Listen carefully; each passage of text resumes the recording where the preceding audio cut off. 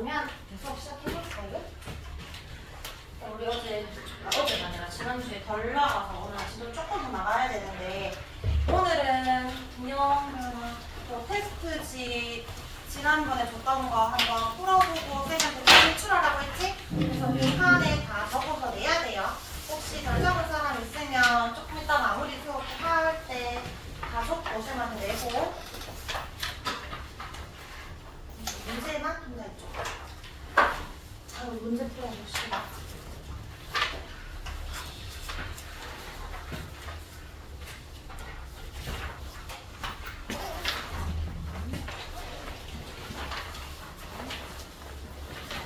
영상 봤어?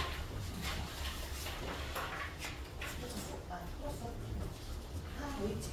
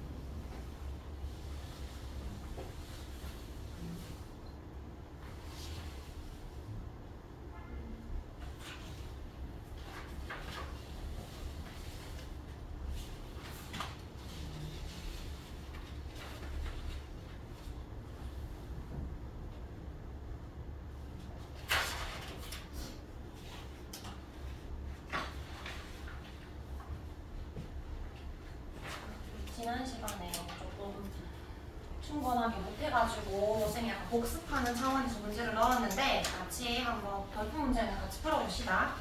자, 1번에는 그냥 한번 기억하라고 넣은 내용이에요. 생물 다양성은 유종생이 있다. 유전적 다양성, 종다양성, 생태계 다양성. 가는 생물 종의 다양한 정도니까 종다양성, 나는 생태계, 나는 유전자의 존재니까 유전적 다양성이고, 오른쪽에 무당벌레 그리면 특정 종이 나왔으니까 유전적 다양성에 해당합니다. 그래서 정답은 5번이 된다. 그 다음에 2번에 우리 총생산량이 있으면 피고생이라고 했지. 그래서 이렇게 열심히 내가 생산을 한 이유는 살기 위해서, 호흡하기 위해서를 했으니까 A가 호흡량이 되고 피고생이니까 요 순생산량 안에 피고생이 있어야 되지. 그래서 생장량이 있으니까 P랑 O가 들어가야 되네. 피식량이랑 고사량. 그 다음에 기업과 니은은 총생산량이거나 호흡량인데 호흡량 대신에 순이 온다 하더라도 어쨌든 총합이 총생산량이니까 무조건 높은 게 총생산량. 그 다음에 니은이 그러면 호흡량. 그러면 호흡과 순이 더했을 때 총생산량이니까 요 차이 값은 뭐가 된다? 순생산량이 됩니다. 그럼 기억에 나의 기억은 총생산량이니까 가의 A가 아니라 여기 총생산량이고요. 그 다음에 니은의 가의 B는 피식량이나 고사량에 해당하는 내용이죠. 나의 기억 빼기 니은에 포함된다. 기억 빼기 니은은 순생산량이니까 요 안에 포함된다 맞는 말이지. 그래서 니은 맞고.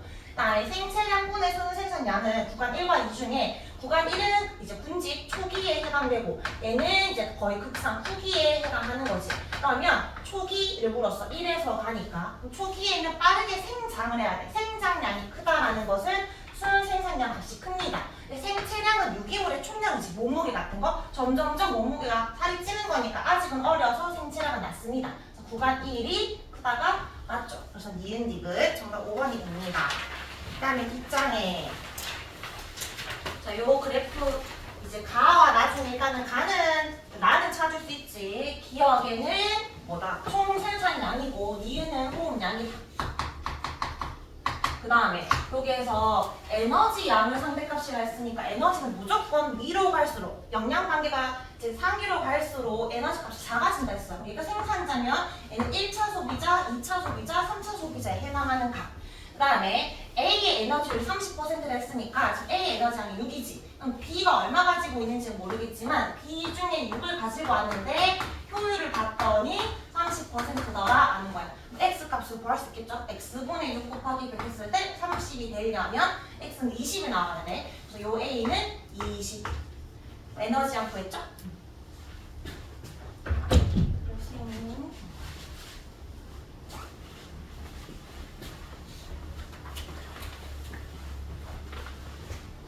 그러면 저기 에너지 효율을 물었어. B는 100 중에 20 가지고 왔으니까 20%. 그 다음에 C는 1000 중에 100을 가지고 왔으니까 10%. 그래서 2배가 맞습니다. 그다음 이거 니은 이거 조심하라고 했는데 C의 호흡량이지. C는 뭐야? 1차 소비자의 호흡량이잖아. 그다음에 니은에 포함된다. 요거 생산자 호흡량에 포함돼?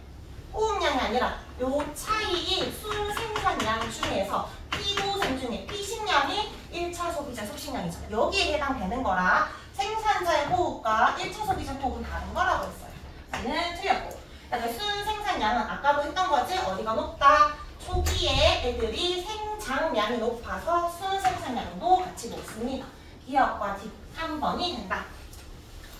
자, 다음 오른쪽에 4번. 얘도 마찬가지 총생산량이고 호흡 피고생부터 적어주고 가자. 기억은 호흡량, 피고생, 디귿은 생장량. 이걸 합한 니은이 순생산량에 해당된다.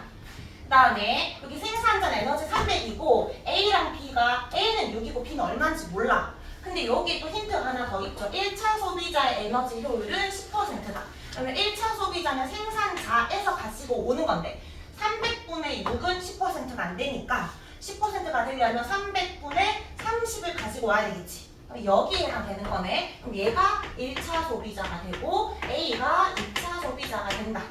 이렇게 풀면 되겠네요. 자, 그럼 기억은 생장량 아니고 호흡량, 니은은 순생산량. 이건 맞는데 어쨌든 기억 틀렸다. 그 다음에 B의 호흡량은 B는 1차 소비자의 호흡량은 디귿에 포함된다. 얘들 1차 소비자 호흡은 피식량에 들어가는 거라고 했어요. 그러니까 틀렸지. 그러면 2차 소비자는 30분의 6 곱하기 100이니까 20%다. 맞죠? 정답은 3번이 되겠습니다. 자, 5번. 요거 푸는 방법 알려줄게. 자, 지금 그 태양의 에너지가 10만 있는데 그 중에 9만 9천은 다 날아가고 생산자가 얼마를 가져왔어? 9만 9천이 다 반사되었으니까 1000만 가지고 왔지. 맞지? 그러면 생태계 내로 1000을 유입했으면 생태계 바깥으로 빠져나가는 총 합도 1000이 돼야 돼. 그러니까 여기에 사체 배설물과 호흡량 요거 다 더하잖아. 요렇게 더하고 밑에 거 다 더하면 1000이 돼야 됩니다. 들어오는 만큼 나가야 돼. 자, 근데 생산자가 1000을 가지고 있잖아. 그러면 호흡으로 850을 썼고 A가 1차 소비자지? 1차 소비자한테 1분 먹히고 그 다음에 뭐 이제 그 사람도 있을 거고 사체 배설물 A 양이 있을 건데 850과 A와 기억이 더해서 1000이 돼야 돼. 근데 A도 모르고 기억도 모르고 일단 못 구해. 근데 이 A 양을 알면 또 니은과 B와 35를 더했을 때 A 양인데 또 니은 B가 있어서 못 구해. 맞죠? 근데 B는 구할 수 있잖아. 요게 호흡으로 16이 나갔고 사체 배설물로 4가 나갔으니까 1로 지금 나간 건 없는 거야. 16과 4로 나갔는데 분해자는 이 사체나 배설물을 이용한다 이렇게 해석하는 거야. 그러니까 B는 16과 4만 나갔으니까 B의 에너지가 20이다. 자, 그리고 또 위에 힌트가 2차 소비자 에너지율은 20%라고 했으니까 A가 얼마다? 100 중에 20을 가지고 와야 20%가 되겠지. 자, 그러면 A가 100이었는데 B에게 20 주고 사체 배설물로 35 나갔으니까 1억 이미 55지. 그러면 호흡으로 얼마 나갔다? 45가 나갔겠네. 그러면 이제 생산자는 850, 100 더하면 950이니까 사체 배설물은 50 한다. 그래서 기억은 50, 이유는 45가 되고요. 1차 소비자 효율은 1000 중에 100을 갖고 왔으니까 10%. 그다음 분해자의 호흡, 분해자가 가지고 온 총 에너지 값을 요거 다 더하면 되지. 사체 배설물 50, 35, 4 더하면 89. 자, 얘가 가지고 있는 걸 그냥 온전히 호흡으로 다 나간다라고 생각해주면 됩니다. 이론적으로 보는 거야. 요거랑 요거 더했을 때 1000이 돼야 되기 때문에. 이런 문제는 요건 통과에서도 나오니까 그냥 어렵진 않지. 한번 풀어보면 그렇게 어렵지 않습니다. 자, 그다음 6번 우리 지난 시간에 질소수나 설명하고 바로 이제 끝나가지고 다시 넣었는데 여기 쌤 한번 정리하고 인포 문제 풀어볼게요. 우리가 이제 질소 기체를 가지고 질소 화합을 만들고 싶은 데는 삼중결 안정한 상태라서 생산자가 이용을 하려면 암모늄 이온이나 또는 질산이온으로 바꿔야 생산자가 이용할 수 있겠어. 이런 이온으로 바꿨을 때 생산자가 아미노산 같은 질소 화합물을 만들 수 있습니다. 그러면 이 생산자가 1차 소비자, 2차 소비자 쭉쭉쭉 유기물로 이동할 거고 결국 누구에게로 간다? 분해자에게로 간다. 다행히 분해자는 암모늄 이온으로 분해할 수 있어가지고 다시 또 이용할 수 있다. 그러니까 작은 소순환이 일어나는데 큰 대순환도 일어나야 된다. 질소기체가 이온으로 줬으면 이온도 질소기체로 돌아갈 수 있어야 되는데 질산이온만 돌아갈 수 있습니다. 그래서 암모늄 이온은 못 돌아가니 질산이온으로 바뀌는 과정이 하나 필요하고 질산이온이 질소기체로 가는 과정이 있다. 자, 여기에 작용을 보면 질소기체를 암모늄 이온이나 질산이온으로 바뀌는 과정을 질소 고정작용이라고 했어요. 질소를 이용할 수 있게 그 땅 속에다 박아놨으니까 고정시켜놨으니까 질소 고정작용. 그 다음에 질산화 이온으로 바뀌는 질산이온으로 바뀌는 걸 질산화 작용. 질산이온이 이제 벗어나는 건 탈질산화 작용이다. 이런 배소나는 다 누구의 도움을 받는다? 세균의 도움을 받는다. 그래서 질소 고정 작용은 세균에 의해서, 질소 고정 세균에 의해서, 그 다음에 질산화 작용도 세균에 의해서, 질산화 세균에 의해서. 세균의 이름은 너무 많으니까 그냥 질산화 하는 거야. 그 다음에 탈질산화도 세균에 의해서, 탈질산화 세균에 의해서. 근데 요 질소기체에서 질산이온으로 가는 것만 세균이 아니라 공중방전이라 해가지고 번개에 의해서 우연히 이제 깨지는 경우도 있다. 질소기체가 결합이 떨어진 경우가 있다. 자, 그래서 요 세균에 의해서 대순환이 일어나는 거고요. 결국 애들이 이렇게 암모늄 이온이나 질산이온 바뀌는 과정은 생산자가 이용하기 위해서인데 생산자가 이용하는 것, 요거는 과이가 뭐야? 그 생산자에 의해서 일어나는 거지? 근데 이런 작은 무기물을 유기물로 바꾸는 거잖아. 합성하는 거지. 커지는 건 이화가 아니라 동화라고 했어요. 질소를 가지고 동화작용이 일어난다 해서 질소 동화작용.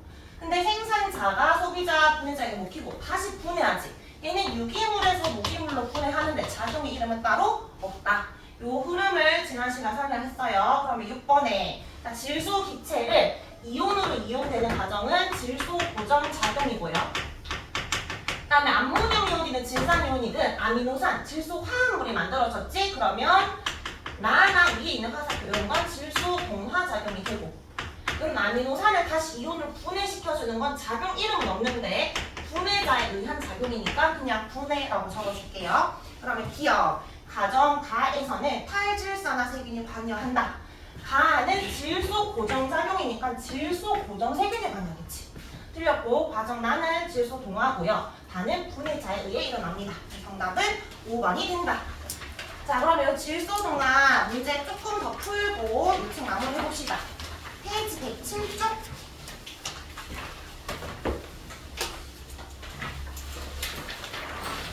여기 잠깐 해볼까? 여기에서 예시가 뭐가 나오냐면 세균들은 엄청 많은데 여러 세균들인데 너희한테 딱 주어지는 세균은 요거 두 개밖에 없어요. 뿌리옥 박테리아나 아조토박터. 그래서 꾸박, 아박 이렇게 있는데 꾸박, 아박 두 개 나오잖아. 그러면 얘는 어떤 세균이냐면 질소 고정 세균이다. 요것만 기억해주면 돼. 근데 어떤 질소 고정? 질산 이온으로 바꾸는 거 세균에 의한 거 아니라 했지? 번개에 의한 거니까 여기 암모늄 이온으로 바꾸는 질소 고정 세균은 꾸박과 아박이 있다. 근데 요중에 꾸박은 오른쪽 사이드에 쌤이 사진을 넣어놨는데 콩과 식물 여기 줄기가 있고 뿌리가 있으면 뿌리 혹이 있는 것처럼 보이는 부분이지. 요 속에 뿌리옥 박테리아가 살고 있어. 그러니까 콩과 식물과 같이 살고 있네? 같이 산다라는 건 기생이거나 편리공생이거나 상리공생이거든. 우리 군집에서 상호작용할 때. 근데 이게 대표적인 상리공생의 예시라고 했었거든. 그러니까 뿌리옥 박테리아는 아까 질소고정 세균이라 했지. 그럼 여기 콩과 식물이 이제 대표적인 게 뭐 강낭콩 이런 거 있는데 꾸박이 콩과 식물한테 뭘 줘? 뭘 제공해줘? 암모늄 이온 제공해주지. 그러면 질소 고정시켰으니까 콩과 식물이 빠르게 질소 동화자가 일어날 거 아니야. 그러니까 특히 콩이 단백질이 많잖아. 맞지? 그래서 막 두유 같은 것도 만들 수 있고 단백질 엄청 많은 거. 그러면 강낭콩은 콩과한테 뭘 제공해주냐? 얘들이 만든 유기물을 제공해주는 거지. 포도당 같은 거. 그래서 얘들을 분해만 시켜주면 양분을 계속 제공해주니까 나갈 필요가 없고, 얘도 얘들이 나가면 안 좋겠지. 오히려 계속해서 암모늄이 주니까 대표적인 상리공생 작용입니다. 그래서 뿌리옥 박테리아는 하나 기억해주기. 상리공생 예시로도 나오고 질소 고정 세균의 예시로도 나오고, 다른 세균의 예시가 아니라 질소 고정에 들어간다라는 거. 그럼 끝. 자, 뒷장에 요거 문제 한번 풀고 마무리 해볼까요? 1번에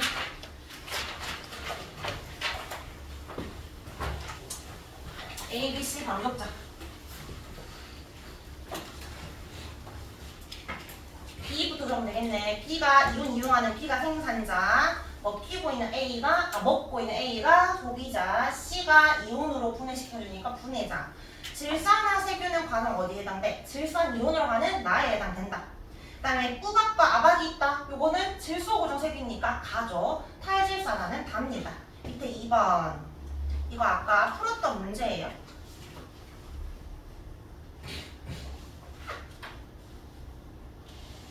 X 5가 되죠. X 5. 아까 방금 푼 문제라서 바로 넘어갈게요. 자, 뒷장에 생태계 평형. 자, 우리 생태계 평형은 생태계를 구성하는 생물이나 물질량이나 에너지 흐름 이런 게 안정적인 걸 생태계 평형이라 한다. 생태계 평형이 영향 주는 건 환경적인 요인도 있겠지만 여기서 말하고자 하는 건 먹이사슬과 관련이 있다. 포인트가 먹이사슬에 의해서도 평형이 유지된다라는 말을 하려고 하는데, 일단 먹이 그물이 복잡하면 한 종이 사라지더라도 다른 걸 먹을 수 있겠지. 그래서 잘 유지가 돼. 그러니까 유종생 중에 무슨 다양성이 높아진다? 여러 종들이 있어야 되잖아. 먹이가 많아야 되니까 종다양성이 높아야 합니다. 자, 그럼 생태계 평형 유지 원리 2번이 중요해요. 2번 그림을 잘 이해해주면 돼요. 여기에 일단 조건은 안정된 생태계라는 가정하에 이야기합니다. 안정된 생태계일 때 만약에 일시적으로 환경이 변했잖아? 그러면 그냥 무너지는 것이 아니라 다시 평형을 회복할 수 있는데 뭘 통해서 회복하냐면 먹이 단계, 먹이 사슬을 통해서 다시 회복이 가능합니다. 자, 예를 들어서 생산자 1차, 2차로 갈수록 점점 더 양이 줄어드니까 안정된 상태였어. 근데 일시적으로 1차 소비자가 증가한 거야. 감소한 것만 파기한 게 아니라 증가보다 파기가 해당돼. 자, 그러면 1차가 많아지면 2차 입장에서 먹이가 많아지는 거잖아. 먹을 게 많아지니까 얘들도 많이 먹어서 개수가 증가해. 근데 생산자 입장에서 나를 먹는 애들이 많아지니까 내가 많이 먹히지? 그래서 감소합니다. 이렇게 끝나는 것이 아니고 계속 유지되는 게 아니라 2차가 증가했다는 건 결국 1차 입장에서 또 많이 먹히기 때문에 다시 감소하는 현상이 생긴다. 그러면 1차 감소하면 또 2차는 먹이가 부족해지니까 줄어들고 그 다음에 생산자 나를 덜 먹으니까 다시 증가하겠지. 이게 계속 반복이 되면서 원래대로 평형을 유지할 수가 있다. 안정된 생태계의 경우에 가능하다라는 거야. 우리 항상 P십자랑 포십자가 있으면 P십자가 먼저 증가한다 했지? P십자가 증가하니까 포십자가 증가하고 P십자가 감소하니까 그 위에 있는 포십자는 따라서 감소하는 그림이야. 그리고 항상 1차가 변하면 밑에 생산자가 2차가 변하는 양상으로 찾아주면 돼. 요 1, 2, 3, 4 순서 섞은 다음에 순서 맞추는 게 제일 흔하게 나오는 그 문제 유형입니다. 밑에 1번에 발로 적자. 안정된 생태계에서 지금 일시적으로 증가한 상태에서 묻는 거야. 생태계 평균이 깨졌대. 그럼 2, 3, 4를 통해서 다시 돌아올 겁니다. 2번 생산자가 어떻게 된다? 많이 먹히니까 감소하고 2차는 먹을 게 많아져서 증가한다. 근데 이게 유지가 아니라 2차의 증가로 결국 1차는 다시 많이 먹혀서 감소한다. 그러면 또 생산자 날 덜 먹으니까 다시 증가할 수 있고 2차는 다시 먹이가 부족해서 감소하면서 생태계 평형이 깨졌는데 평형이 다시 회복이 될 수 있습니다. 물론 산불이 나거나 완전히 그 한계를 넘는 시한교란이 일어나면 회복되지 못하지만 일반적으로 돌아올 수 있다는 거지. 자, 밑에 3번에 생태계 평형이 깨지는 요인은 자연재해도 있고 아까 우리 지난번에 생물다양성을 봤던 거죠. 인간의 활동이 제일 많았고요. 외래종이 들어오는 경우도 있었다. 요 페이지에서 제일 중요한 건 요 유지 원리. 그림만 좀 잘 기억해주면 돼요. 오른쪽 111쪽에 7번, 8번, 9번 요것만 풀고 내용 마무리할게요.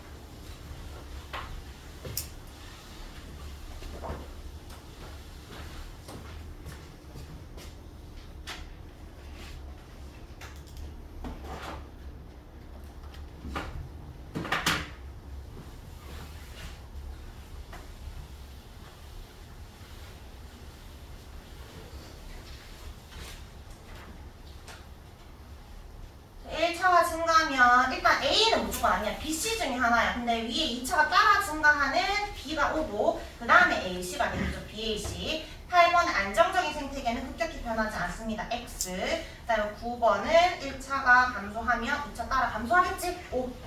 자, 그래서 여기 책 마무리 해주면 돼요. 요 끝까지 132초까지 풀면 되고 자, 요 책은 마무리하고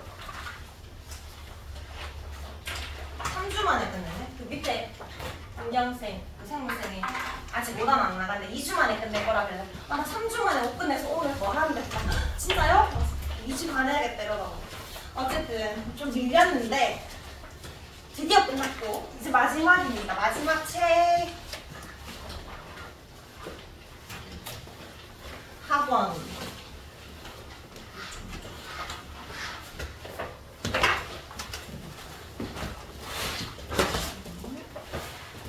혹시 색깔을 바꿔서 그랬나? 알아보기 힘든가? 는 이제 마지막이야. 초기에 또 그 종이 많이 따라준 거 알죠? 집에 가서 열심히 한번 쏙 풀어서 쓰고요. 첫 번째 페이지 피면 숫자하기 높이고 두 번째 페이지 목차 볼까? 생명과학원의 목차. 자, 우리가 이제 하는 마지막 단원은 3단원에 해당됩니다. 그래서 항상성과 몸의 조절이고 제일 앞에 목차 보면 그리고 그 생명과학에서 제일 중요한 단원이 유전 단원이랑 이 항상성과 몸의 조절 단원인데 여기 보면 소단은 6개 있잖아. 원래 7까지 있었는데 쌤이 호르몬과 항상성 유지 떨어져 있는 경우 합쳤거든. 근데 만약에 떨어져 있었다면 다 각 산문지식에서 7문제나 나와. 그러니까 소단은 호르몬과 항상성 유지에 2문제고 나머지 다 문제씩 나오니까 7문제. 양이 꽤 많이 나오지 수능에서. 근데 1번의 흥분과 전도의 전달 요것만 개념 문제도 나왔지만 추론 문제가 나와. 여기에서 변별력을 주지 2, 3, 4, 5, 6은 거의 다 개념 문제야. 그러니까 여기에서는 얼마나 내가 꼼꼼히 성실히 공부했느냐에 따라서 점수를 충분히 가져갈 수 있다는 거지. 내용은 좀 방대한데 그냥 외우면 풀 수 있는 문제, 모든 못 푸는 문제 그렇게 생각해주면 될 것 같아요. 자, 그럼 여기 항상성과 몸의 조절에서 우리 몸을 조절하는 신경계, 그 다음에 호르몬, 그 다음 병원체 봤을 때 우리가 어떻게 반응하는지 크게 세 단락으로 볼 건데 오늘은 신경계 파트를 볼 겁니다. 흥분의 전도와 전달. 보자.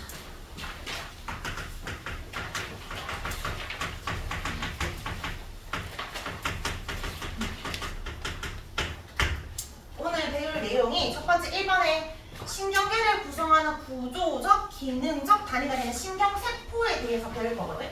얘들아, 신경세포 이름을 뭐라 부르지? 두 글자로. 뉴런이라고 하지. 우리 1학기 때 너희 시험 쳤었지? 다시 좀 복습을 한다 생각하고 기억을 떠올려보자. 다음 시간에 단원이 신경계잖아. 신경계.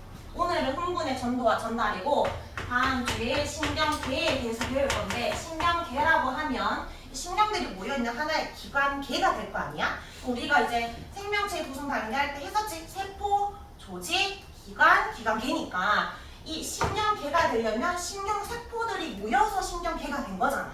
그래서 다음에 신경계를 배우기 전에 일단 먼저 뉴런이라는 신경세포에 대해서 먼저 공부하고 신경계를 보자는 거지. 자, 그러면 뉴런의 구조부터 먼저 보면 우리가 알고 있는 세포는 좀 동그랗게 생겼잖아. 그리고 중심에 뭐가 있어? 핵이 있지. 근데 신경세포도 중심 핵이 있지만 얘의 역할은 신경을 이루고 있어야 되니까 자극을 받아들이고 자극을 전달해야 돼. 그래서 좀 길쭉하게 생겼어. 자극을 받아들일 수 있는 돌기가 존재하고 또 자극을 전달해주는 돌기도 존재합니다. 그러면 중심에 있는 얘를 뭐라 부르냐면 신경세포체라고 불러. 신경세포를 이루고 있는 몸책자 써서 여기에 핵도 있고 미토콘드리아 같은 세포질도 있고 생명활동이 일어나는 곳이야. 근데 생명활동이 일어나지만 얘들의 역할은 자극을 받아들이고 내보내야 된다는 거지. 그래서 자극을 받아들이는 부분은 나뭇가지처럼 생겼다라고 해서 가지돌기라고 하고요. 여기에 이렇게 자극을 받아들일 수 있게 뻗어져 있어. 그다음에 자극을 전달하는 돌기를 뭐라고 부르냐면 축삭돌기라고 합니다. 그 바퀴 축자 할 때 그 축이야. 삭은 동아줄 할 때 그 삭인데 어쨌든 축삭돌기다. 그래서 가지돌기, 신경세포체, 축삭돌기로 이루어져 있다. 구조는 세 가지로 나눌 수 있고 이 신경세포 하나가 우리 몸 하나를 이루는 게 아니지. 우리가 자극이 오고 반응을 하잖아. 눈이 부셔? 눈을 감아야지. 이런 거 있잖아. 공이 오면 공을 잡거나 공을 피해야 되잖아. 자극이 오면 반응하기까지 감각기구나 자극이 왔을 때 뇌까지 가는 그 전달해주는 게 뉴런이지. 그리고 또 뇌를 구성하는 것도 신경세포들이야. 뉴런이야. 근데 여기서 명령해가지고 빨리 공을 잡아. 그 반응을 할 수 있도록 또 전달해주는 게 다 신경세포이기 때문에 신경세포들이 다다다닥 붙어있어. 여러 개가. 그러면 여기 한 개의 뉴런 뒤에 또 다른 뉴런이 있겠지. 또 자극을 받아들여야 되니까 가지돌기가 있고 뒤에 축삭돌기가 있고 이렇게 연결이 돼. 근데 이렇게 자극이 쭉 전달이 될 때 이제 용어를 좀 쓸 건데 이렇게 자극이 들어오면 우리가 흥분이 발생했다라고 표현을 하거든. 오늘의 제목이 흥분의 전도와 전달이잖아. 요 자극이 생겨서 흥분이 발생하면 요 흥분이 이동을 하게 되는데 쭉쭉쭉쭉 한 뉴런 내에서는 자극이 전달되었다라고 하지 않고 전도되었다라고 해. 한 뉴런 안에서. 근데 이 뉴런에서 다른 뉴런으로 이 흥분 이동할 때는 자극이 전달된다라고 표현합니다. 그래서 전도랑 전달은 뭐가 좀 다르냐면 우리가 눈부시다라는 걸 쌤이 갑자기 이렇게 불을 끄면 너희가 꺼졌네. 키면 켜졌네 바로 알지. 키고 나서 한 3초 있다가 켜졌구나 이러지 않잖아.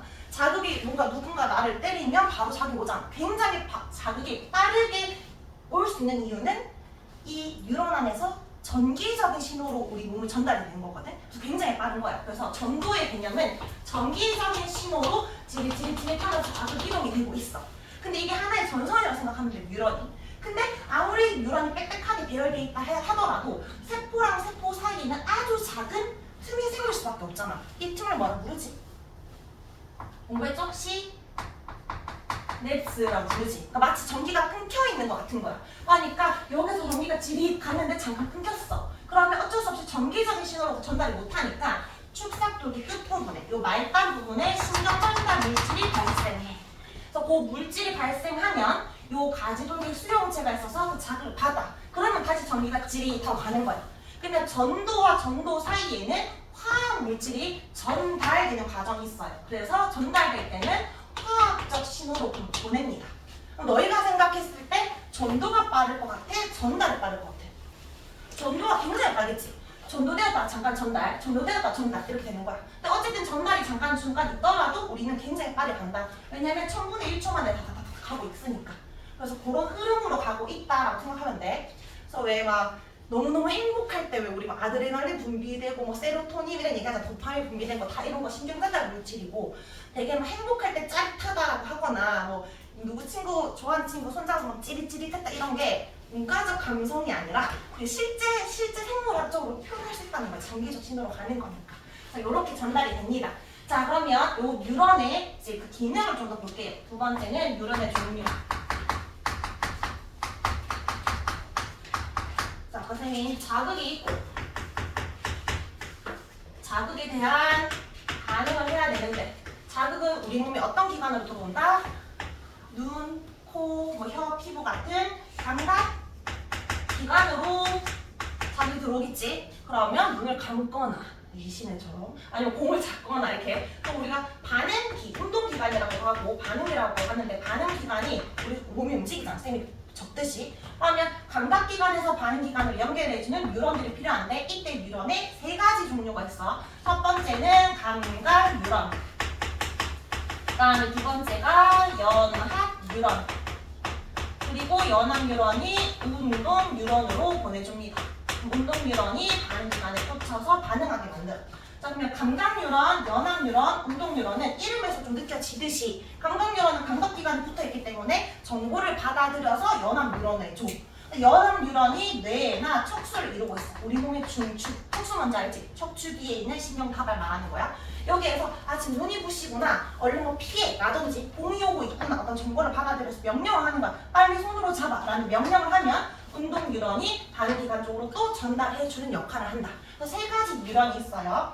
근데 이걸 이제 그릴 때 이렇게 안 그리고 쌤이 간단하게 모식도로 그려볼게. 가지 돌기는 그냥 생략을 보통 합니다. 가지 돌기랑 신경세포체는 그냥 동그랗게 그릴 거고 얘의 메인은 전달이야. 그래서 축삭 돌기를 길쭉하게 이렇게 하나 표시를 할 거예요. 자, 이게 연합 뉴런이라고 한다면 운동 뉴런과 감각 뉴런은 축삭 돌기가 길이가 좀 꽤 길어요.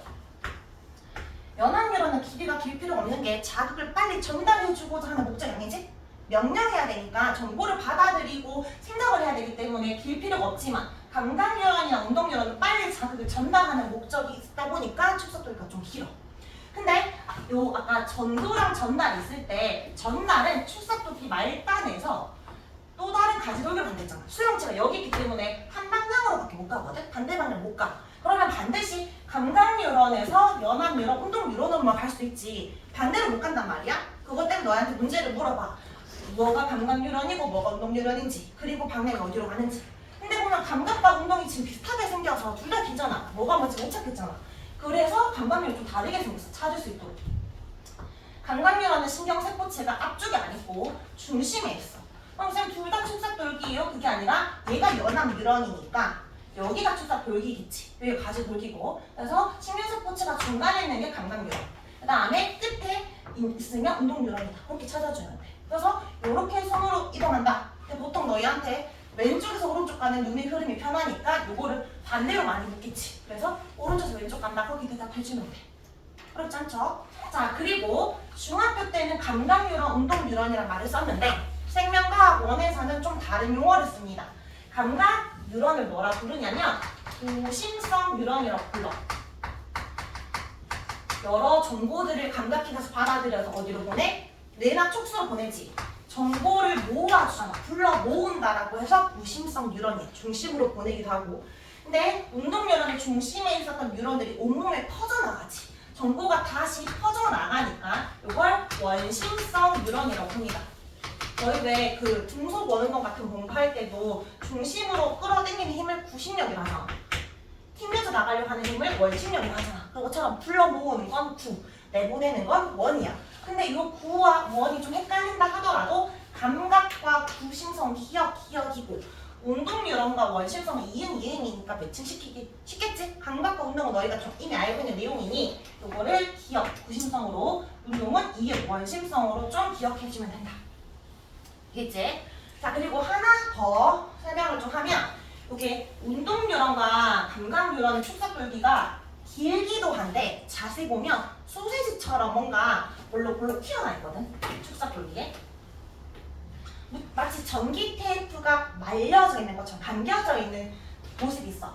뭔가 세포가 말려져 있는 이 부분은 우리가 마리집이라고 하는데 이 마리집은 또 다른 하나의 세포야. 슈간세포라고 해. 그러니까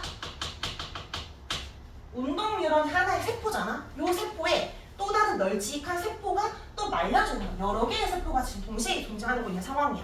그럼 왜 이렇게 말려져 있냐? 뭔가 말려져 있는 이유가 있을 거 아니야. 지금 자극을 빠르게 전달하고 싶은데 요 마리집이 일종의 어떤 역할을 하냐면 절연체 역할을 해. 아까 쌤이 전기 테이프가 감겨져 있는 것 같아 했잖아.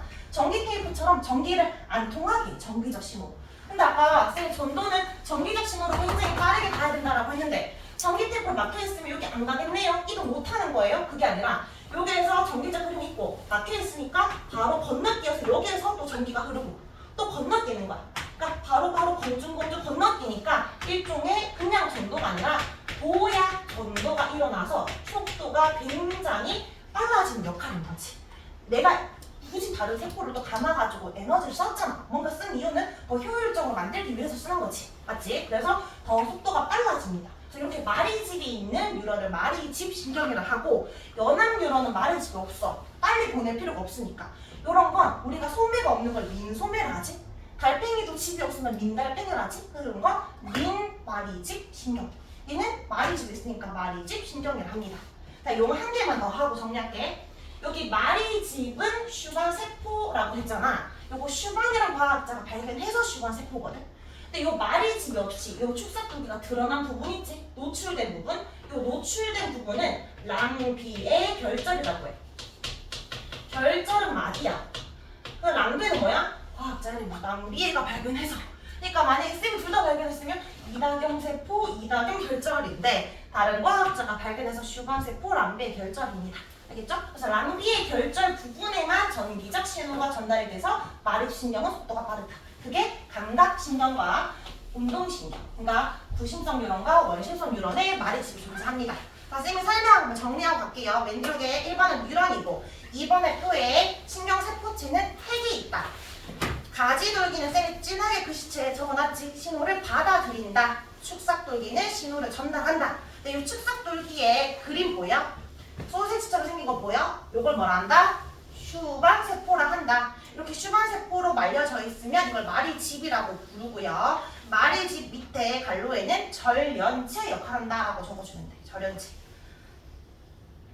그러면 여기 축삭돌기 있는 요 세포 있지? 요 운동뉴런. 얘는 세포가 한 개다. 맞아 아니야? 아니지. 지금 슈간세포만 해도 엄청 많기 때문에 세포가 여러 개로 구성되어 있는 운동뉴런, 원심성 뉴런이다 라고 하면 됩니다. 자, 오른쪽 페이지. 마리집 유무에 따른 부분. 마리 신경이 있으면 속도 빠르다 느리다. 빠르다. 민마리집은 느리다. 오른쪽 도약 정도의 그림 보이지? 물길 건널 때 남자는 그냥 건너고 있는데 여자는 돌다리를 건너서 빨리빨리 건너고 있잖아. 그 돌다리가 낭비의 결자를 생각하면 돼. 공중공중 더 빠르게 뛰어간다. 도약 정도. 2번. 기능에 따른 부분은 구심성, 연합, 원심성이 있는데 반드시 한 방향으로만 이동합니다. 그래서 밑에 신호 전달 경로에 적자. 중심에는 연합 뉴런이고요. 반대로 갈 수 없기 때문에 무조건 구심성, 연합, 원심성으로 간다. 자, 뒤쪽에 4쪽 필수예제 1번, 2번 해볼까요?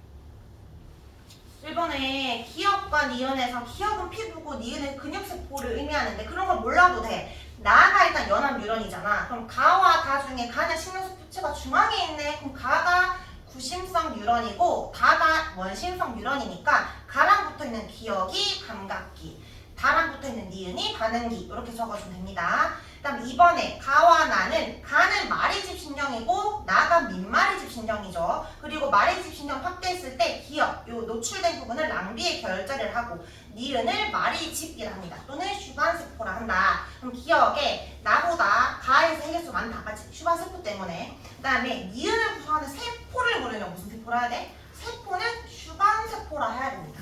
그래서 니은 틀렸고요. D1에서 D2는 당연히 절연체가 있는 가가 빠릅니다. 정답은 4번이 된다.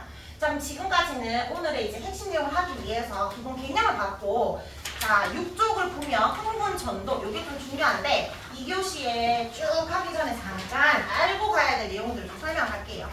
6쪽에 보면 이게 흥분 전도라고 하지. 흥분의 전도와 전달 두 개를 공부할 건데 전도는 뉴런과 뉴런 사이에서 일어나는 거야? 뉴런 내에서 일어나는 거야? 한 뉴런 내에서 일어나는 거라고 했어요. 그러니까 전도니까 전기적인 신호로 찌릿찌릿찌릿하면서 가는 거야. 그래서 전기적 특성이 변하는 것을 흥분의 전도라 하는데 용어들이 좀 많으니까 크게 용어를 잠깐 한번 보고 갈게. 우리가 흥분이 되기 전에, 자극이 오기 전에 편안한 상태를 쉬고 있는 상태라고 해서 휴지 상태라고 해요. 휴지 상태. 근데 휴지 상태에서 어떤 자극이 들어오잖아? 그러면 갑자기 이제 흥분이 되면서 내가 활동을 하게 돼요. 그래서 휴지 상태가 활동 상태로 변합니다. 근데 계속해서 흥분돼 있으면 안 되지. 다시 흥분을 가라앉아야지. 그러니까 예를 들어서 내가 손가락으로 날 찔렀어. 그럼 내 볼에서 손가락이 들어왔다면 자극이 올 거 아니야. 뗐어. 근데 계속 내가 눌리고 있다는 자극이 오는 게 아니지. 자극은 가시기 때문에 다시 원래대로 휴지 상태로 돌아가게 돼. 자, 근데 이때 휴지 상태를 뭐라 부르냐면 이때를 분극이라 부를 거야. 왜 분극이라 부르는지는 조금 이따 설명할게요. 일단 쉬고 있는 상태를 분극 상태라 하는데 활동 상태가 되었다는 건 분극이 깨지는 거야. 그래서 질산화가 탈질산화가 되듯이 분극을 벗어났다라고 해서 탈분극 상태가 된다라고 표현을 해. 자, 근데 계속해서 탈분극이 유지되는 것이 아니라 다시 휴지 상태가 돼야 되지? 다시 분극 상태로 돌아가려면 다시 분극이 돼야 되니까 재분극이라는 과정이 하나 더 필요해. 그래서 분극에서 분극이 오기까지는 한 번 자극받았을 때가 탈분극, 분극이 돌아가는 과정인 재분극이 필요하다. 그래서 요 네 가지 단계를 볼 건데 이 네 가지 단계 중에 제일 중요한 건 분극이겠지. 이 분극이 어떤 상태인지 너희가 딱 제대로 알고 있어야 어떻게 변했는지 얘를 기준으로 변했는 걸 알 수 있잖아. 그래서 분극의 상태만 일단 먼저 설명하고 1교시는 시도록 할게요. 자, 그러면 여기 일단 빈칸에 관록 하나 적어주고 갈게. 흥분은 전기적 특성이 변하는 거고요. 관로는 탈분극, 그 다음에 재분극 순입니다. 그럼 밑에 있는 그림을 다시 설명해볼게. 자, 뉴런을 이렇게 모식조를 그리면 가지돌기와 신경세포 합쳐서 동그랗게 그리고 요 축삭돌기를 이렇게 그린다 했는데 얘를 확대해가지고 그려볼 거야. 자, 그럼 얘도 하나의 일종의 신경세포잖아, 세포. 그러면 요 세포 안을 볼 수 있는데 여기는 세포막이 되겠지? 세포막을 기준으로 축삭돌기 안에를 볼 거고 그 다음에 얘는 밖에가 되는 거야.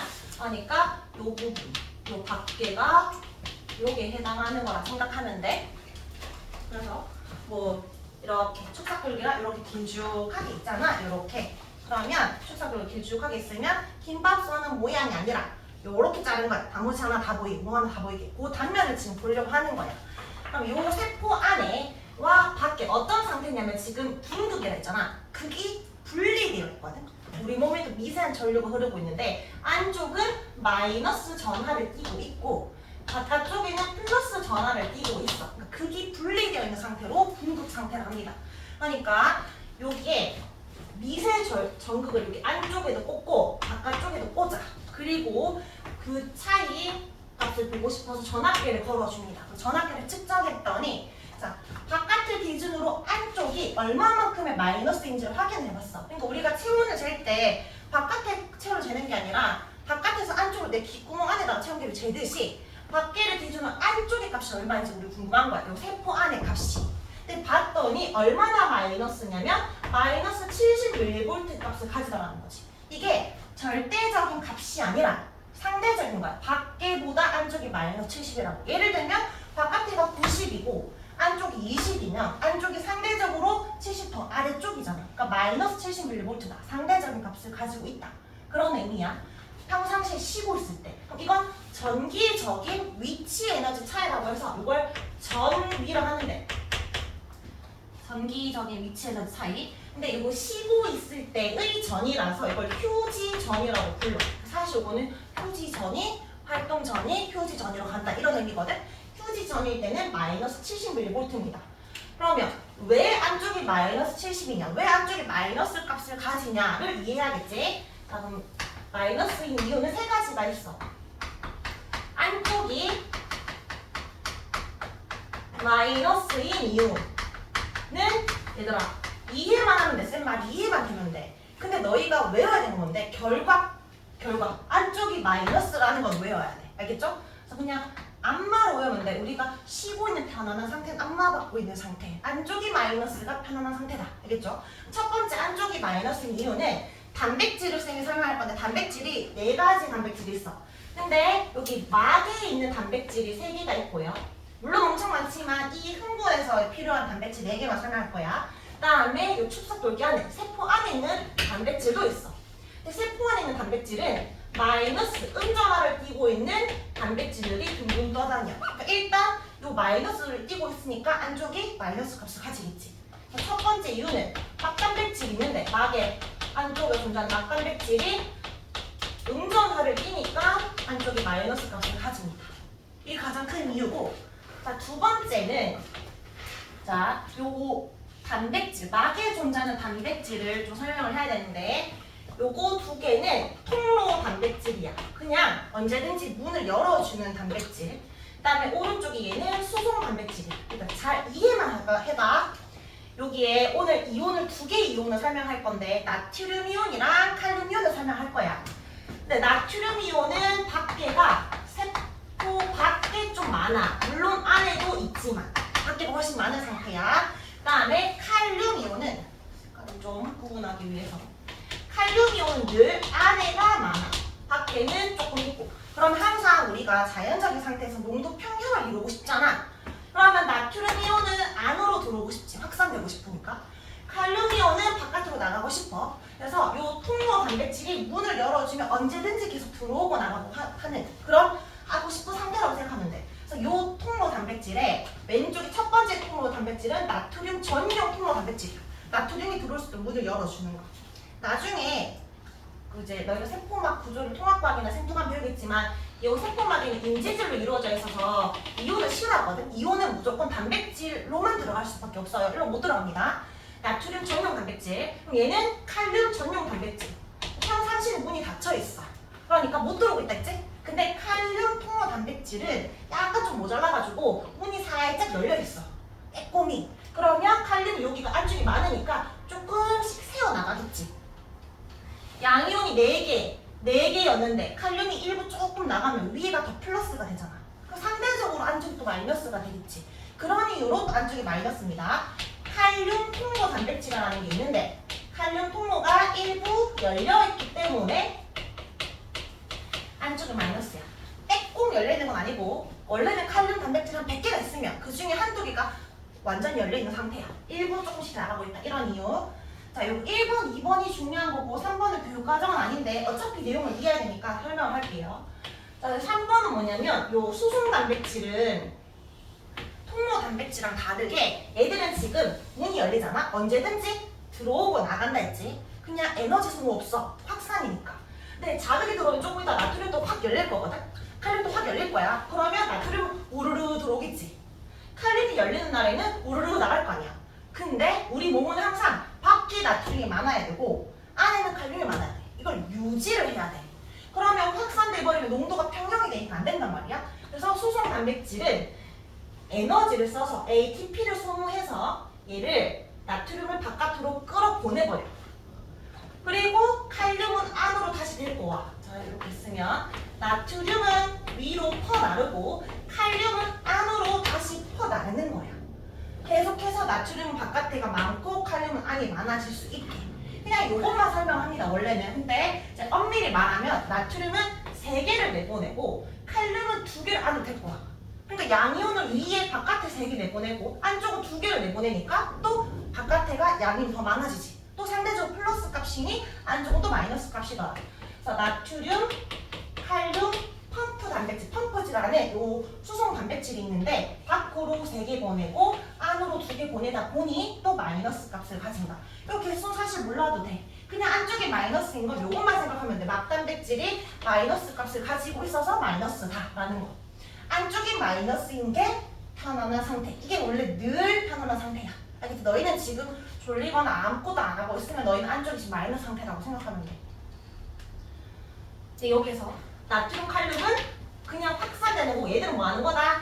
에너지를 써가며 계속 농도 차이가 되도록 에너지 쓰고 용 쓰고 있는 애라고 생각하면 돼. 자, 요거 정리하고 쉴게요. 책에 적어볼까? 일단 그림을 먼저 이해해봐봐. 첫 번째 그림에 지금 전압기 걸어놨지? 요걸 확대한 오른쪽 그림 보면 세포막 보여? 세포막에 나트륨 통로 보이지? 나트륨 못 들어오고 튕겨져 나오고 있지? 근데 칼륨 통로 단백질 2개 그려놨지? 하나는 닫혔고 하나는 열렸잖아. 일부 좀 빼꼼히 밖으로 나가고 있는 상태야. 밖이 위야. 그리고 나트륨, 칼륨 펌프는 동시에 이온을 이동시켜주고 있다. 그리고 세포막을 기준으로 아래쪽이 안쪽이잖아. 마이너스 띄고 있는 단백질도 듬성듬성 있지? 요런 상태. 자, 그럼 밑에 표를 적어볼까? 나트륨 통로와 칼륨 통로는 갈로에 적자. 통로를 통해서 확산이 되어서 이동해. 그냥 퍼져나갑니다. 그럼 ATP 소모가 있다 없다? 없다. X. 자, 근데 나트륨, 칼륨 펌프는 계속해서 ATP를 소모하죠. ATP 배웠죠? 에너지 나가는 거야. ATP를 소모해서 나트륨은 어디로? 밖으로. 칼륨은 안으로 이동시킨다. 이거 조금 있다가 나트륨 나갔다가 들어왔다 이게 헷갈리거든? 그냥 약간 스토리를 이렇게 생각해. 나트륨은 나잖아. 어쨌든 나가 지금 서러운 상태로 생각하면 돼. 나는 언제나 집 안에 들어가고 싶은데 계속 바깥에 있어. 그래서 문만 열리면 나는 언제나 안에 들어가고 싶은 상태야. 근데 만약에 문이 열려서 좀 들어가려 하면 계속해서 펌프가 에너지 쌓고 나를 계속 내보내는 거야. 그럼 나는 맨날 서러운 거지. 나는 바깥에 나가 있다. 펌프가 나를 계속 내보낸다. 열리면 난 들어갈 거다. 이렇게 생각해. 나가 나간다. 그래서 나가 자극받으면 무조건 들어올 거다. 이렇게 생각하면 되고 하나 필기만 해줄게요. 나트륨 통로랑 칼륨 통로 적혀있는 제일 밑에 줄에 봐봐. 흥분이 발생에 관여하는 나트륨 통로랑 칼륨 통로는 막전이 변화에 따라 열리고 닫히는데 표지 상태는 대부분 닫혀있다 적혀있지. 대부분 닫혀있다 줄 쳐봐. 대부분 닫혀있는데 요건 적어줘야지. 나트륨은 사실 닫혀있는데 칼륨 통로는 일부 열려있음. 요거 적어주기. K 플러스 통로 일부 열려있음. 이 말은 막투가도라는 말이 나올 거거든. 그러니까 말 그대로 이 막을 경계로 이온이 통과가 잘 되냐고 묻는 건데 막투가도는 나트륨 이온이 높은 거야? 칼륨 이온이 높은 거야? 얘는 지금 통로가 닫혀서 이동이 안 되고 통과가 안 되고 칼륨은 어쨌든 조금 더 통과가 되니까 칼륨이 막투가도가 조금 높은 상태다. 요게 쉬고 있는 상태. 자, 우리 쉬고 있는 상태에 지금 공부했으니 우리 또 시작. 10분 쉬고 2교시에 8분급, 재분급 보도록 할게요.